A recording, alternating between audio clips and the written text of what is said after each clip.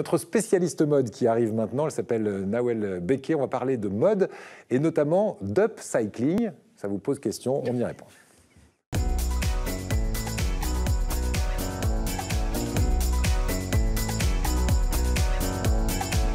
Bonjour Nawel. Merci d'être avec nous. Restez là. Je vous ai dit que c'était un magazine de curiosité. Aujourd'hui, encore plus que d'habitude, on va parler d'une industrie qui est la plus polluante juste après l'industrie du pétrole aujourd'hui. Imaginez-vous que cette industrie, c'est, Nawel? L'industrie de la mode avec plus de 150 millions de tonnes de vêtements produits tous les ans.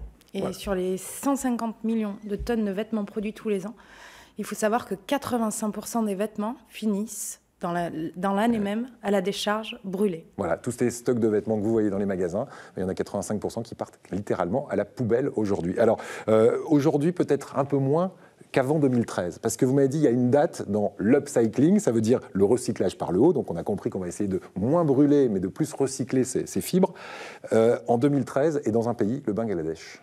Un drame, une tragédie. Donc, avril 2013, c'est tout un immeuble qui s'effondre. C'est 1127 morts.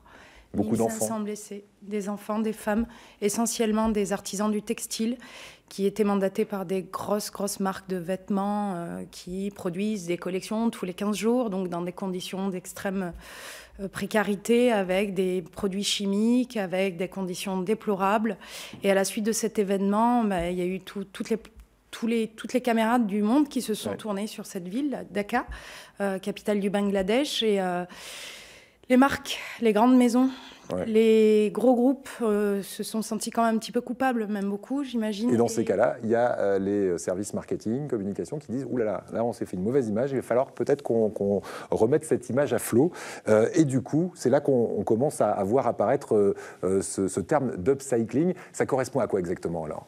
L'idée de l'upcycling pour ces grandes enseignes, c'est de proposer une alternative aux vêtements. Donc, vous avez des chaînes comme H&M qui vont proposer, par exemple, si vous allez dans la boutique déposer des vieux vêtements usagés, vous proposez 15% de remise en contrepartie pour valoriser votre acte. Et puis, vous avez d'autres marques. Alors, une grosse marque marseillaise que vous connaissez probablement tous, Caporal, les jeans. Donc les jeans Caporal, eux, pareil, ça fait 5 ans qu'ils proposent à tous leurs consommateurs de ramener dans les boutiques tous leurs jeans usagés et en contrepartie, le consommateur reçoit un bon d'achat de 20 €, ce qui est une belle initiative. Et donc là, on incite à venir apporter des vêtements usagés pour les recycler. Alors, il y a les grandes marques et puis il y a aussi les petits créateurs qui s'y mettent. Et là, on va voir des choses assez exceptionnelles. Alors, vous avez sélectionné Gaëlle Costantini, par exemple, qui recycle le linge de maison. Autrement dit, j'ai envie de dire, c'est l'art de s'habiller avec des rideaux, parce qu'elle recycle par exemple les rideaux. Parfois on dit, tiens, t'es habillé comme... Mais là, c'est le cas. Alors ça, c'est le vrai challenge, parce que les jeunes créateurs, ils n'ont pas attendu le drame du Bangladesh. Pour le cas de Gaëlle Costantini, c'est en 2011 qu'elle a lancé le concept donc, du vêtement recyclé à partir du linge de maison. Donc oui, en effet, ça peut venir du rideau, mais des draps. Et l'idée, c'était vraiment de proposer des jolies collections féminines avec des cotons, en leur donnant une seconde vie à des prix raisonnable, équitable, donc il faut compter à peu près 120 € Ce qu'on voit, c'est très joli à l'image. Hein. Aujourd'hui, c'est une marque, Gaëlle est originaire du sud de la France, elle s'est établie à Paris depuis quelques années, sa marque a beaucoup de succès, aujourd'hui elle est distribuée un petit peu partout dans le monde, et la preuve étant faite, c'est que on peut faire des jolies créations à partir de textiles déjà existants, notamment le coton, les rideaux et tous ces éléments-là pour proposer une mode équitable, durable, glamour, au juste prix et en préservant notre environnement. Ouais. Ces rideaux, on les prend tels quels ou on les retraite de façon particulière? Est-ce qu'on va essayer de chercher juste les fibres? Comment on fait? On prend les pièces telles qu'elles sont? Alors généralement, elles prennent les textiles tels qu'ils sont et ils font des teintures minérales, donc sans produits chimiques, pour leur donner une seconde vie avec des couleurs qui sont peut-être un peu plus de saison, mais toujours dans ce principe écologique. On prend des éléments naturels pour recolorer les fibres. Christian Michel, c'est un autre créateur que vous voulez mettre en avant. Lui, c'est un créateur d'étoffes et en plus, il est complètement dans la veine de l'anti-gaspillage. Présentez-le nous. Alors, Christian Michel est basé sur Marseille, donc Ouais. il a ouvert son atelier en 2012. Et l'idée, c'est qu'il recycle tous les vêtements qu'il va trouver. Donc, il propose 2 collections pour l'homme et pour la femme.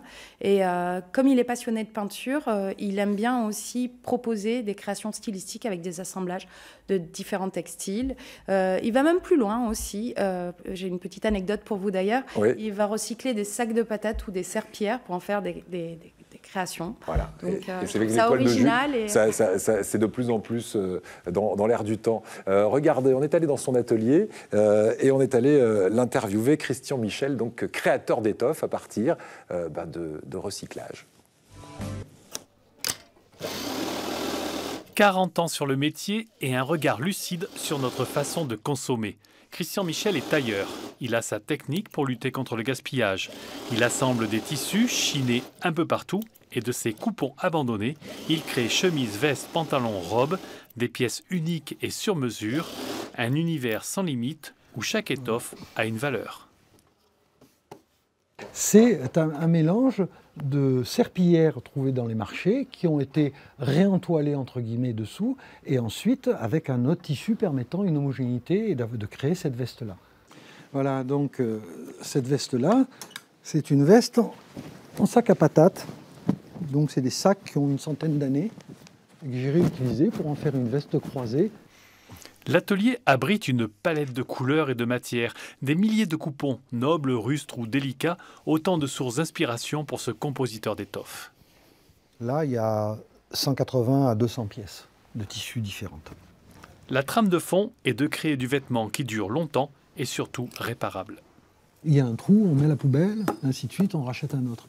Donc ça permet d'avoir une continuité, d'avoir quelque chose qui tient dans le temps et qui est toujours agréable. C'est pas parce que la mode elle devient verte, noire ou rouge ou rayure ou ce que vous voulez, la chemise elle tient toujours dans le temps. Nous sommes loin des marques, griffes et autres effets de mode. La beauté vient de la matière choisie et du travail de l'homme. Des tas de familles ont des dentelles de famille dans leur tiroir, des boîtes, enfin ce que vous voulez, dont ils ne se servent pas. Et au lieu d'être dans un tiroir, ça permettra d'avoir la mémoire de la famille qui se réintègre dans un vêtement et qui va être porté tous les jours pendant le temps qu'on veut. La petite échoppe de Christian nous alerte gentiment sur ce gaspillage souvent organisé de notre société. Frédéric Renard et Emmanuel Zini ont signé ce reportage pour découvrir ce Christian Michel, donc créateur d'étoffes. C'est étonnant, hein. Et en plus, c'est joli, c'est pas mal ce gilet qu'on a, cette veste. Ouais, en sac à patates. Sac à patates. Voilà, t'es habillé comme un sac à patates. Il y a plein d'expressions comme ça qu'il va falloir bannir de notre vocabulaire. Allez, on va terminer. Pour aider à l'upcycling, justement, il y a des tas d'associations qui existent. Par exemple, il y en a une qui est la Fibre du Tri.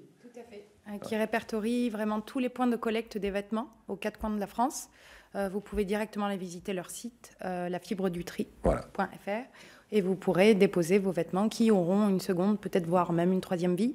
Et accessoirement, pour la partie digitale, vous avez aussi une application qu'on appelle Good on You, qui va vous permettre de répertorier toutes les marques éthiques. Donc si vous avez envie de vous engager et voir un petit peu si les produits que vous allez acheter ont un bon karma, ben voilà. Bon. C'est l'occasion d'aller checker. Allez, Good on You sur Internet. Merci beaucoup, Nawel. Et on retiendra ce chiffre, hein, 85% des vêtements qui sont fabriqués dans le monde passent tout simplement à la poubelle. Donc on essaie de recycler tout ça. Merci beaucoup, Nawel. On va...